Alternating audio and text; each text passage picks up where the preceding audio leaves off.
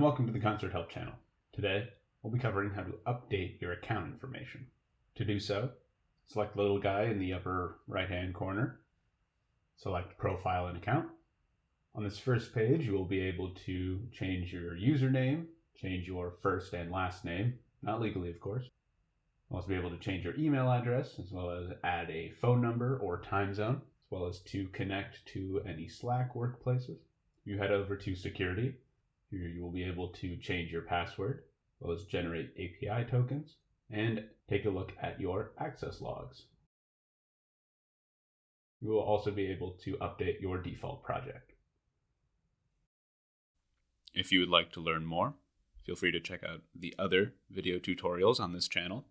Alternatively, you can visit the CONS3RT Help site, which features articles which cover these topics in greater depth. In the meantime, I hope you found this video helpful, and thank you for using CONS3RT.